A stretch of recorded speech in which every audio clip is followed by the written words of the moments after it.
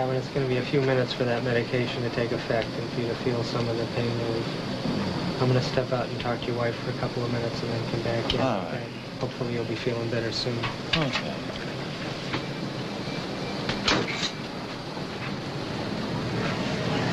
None of this is good news with all this going on.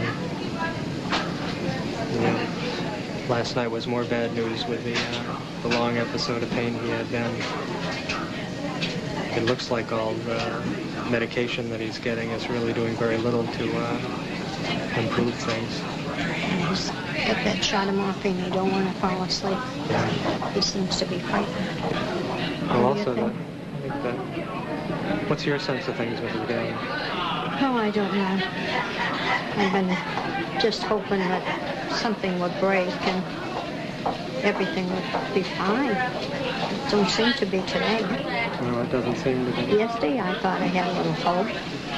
Well, you know, But today, again, it don't seem to be any better. I share some of that. It is discouraging. Yeah. You know, there's always reason to hope. We never can predict the future for sure, but Right. it's looking worse and worse as more of this is going on. Yeah.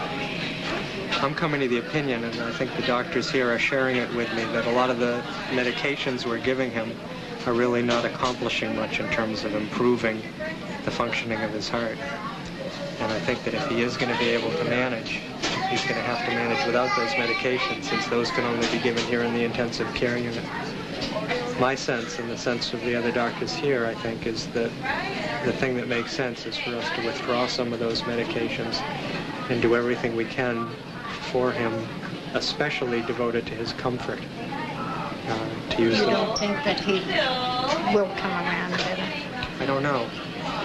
I think We're that just hoping, we're all hoping. we're hoping, and we'll see. I mean, he's got a lot of strength. He's fooled us in the past. He's come through things that we never thought he would. Yes. But I think more and more of these episodes make it less and less likely that that's going to happen. But I think it's important to realize we don't know for sure. And you think, no, he's going downhill. That's what it looks like. It's sad because he has his mind.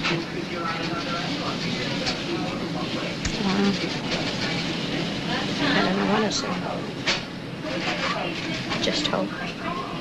We'll do that together. All right. When he's feeling a little more comfortable, we can walk back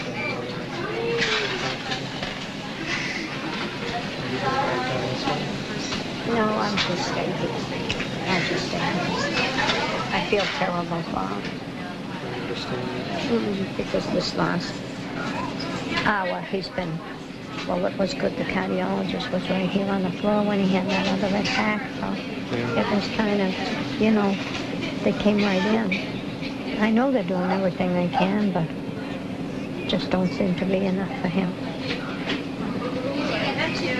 Well, do you think he'll go to sleep, or shall I stay here? I think it's good for him to have you nearby. What do you think? The boys are here, too. They're downstairs. When they come back up, maybe we could talk as well. All right.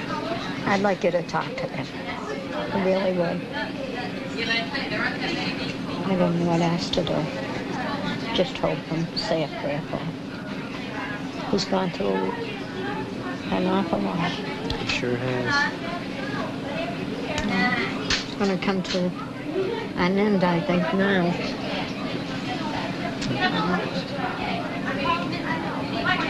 Have you and he talked about that?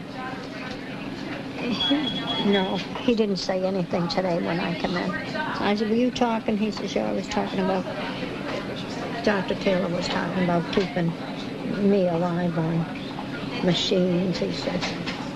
How do you think it would be for him if you and he talk about the possibilities, including the possibility that he might not make it? Well, I always feel that he is going to, up to now. What do you think? Well, I have the sense that it's on both of your minds and that it might be better for both of you if you could share that. But it depends on what you're comfortable with. Yeah, I don't want to talk about it.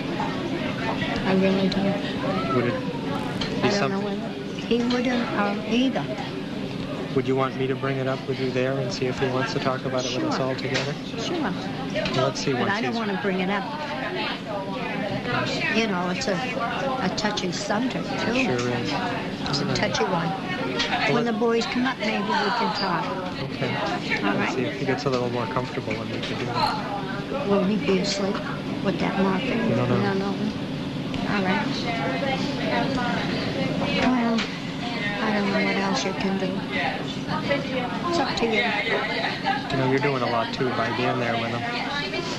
I'm going to go back in. All right.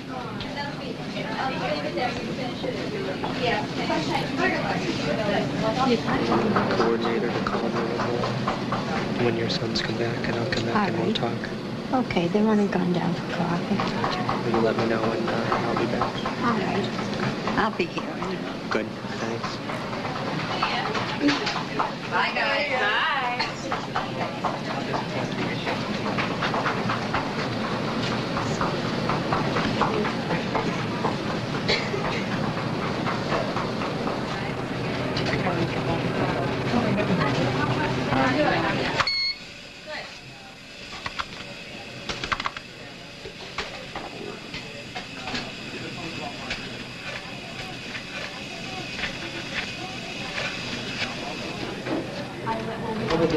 All the medications that we've been giving in this intensive care unit kind of doses have not been improving the functioning of his heart. So that I think, you know, we never can predict the future for sure, but he said it to me this morning. He said he's on the borderline between surviving and not. And each one of these episodes that he has, I think, makes it a little less likely that he's going to survive it. He's a very strong man, though. Why is that? And He's been through a lot. And he's fooled us in the past, too, Right. when we didn't think he was going to make it. So I think we have to be humble about our ability to predict the future. But one of the things that I wondered, I spoke with Mrs. Gavin about it a few minutes ago, is that sometimes when everybody's aware of these issues about is he going to survive, isn't he, that it might help to take away some of the barriers between you folks, if that's talked about in the open. Different people are different. Some people would rather not do that. Some people would see it as throwing in the towel and giving up, which we're not doing. We don't want to give them the wrong message. But on the other hand, it's on your minds, it's on his mind. And if it would allow you folks to talk about it, I think it would probably be good for people to be able to share the concerns, because I think he might feel that as support. If he knows you're thinking about it and he is, maybe to be able to talk about it together would be something that he'd feel good about. He's more comfortable after the effects of the morphine. We could talk. Gosh, I don't know what we would do. On a life support. Would that Is go what you're as talking far about, as the life that? support system? Well, he's already given us very clear instructions about that he didn't want life support systems in terms of tubes and machines and so on. He doesn't want his heart restarted if it stops. He doesn't want a tube put in to breathe for him if he's unable to breathe on his own. And I think, frankly, that that's a wise decision, because if it reaches that point where his heart does stop, as it has in the past, or if he's unable to breathe, I think the likelihood of him being able to have a meaningful recovery after that is so small. Next to nothing. Yeah, and it really would be.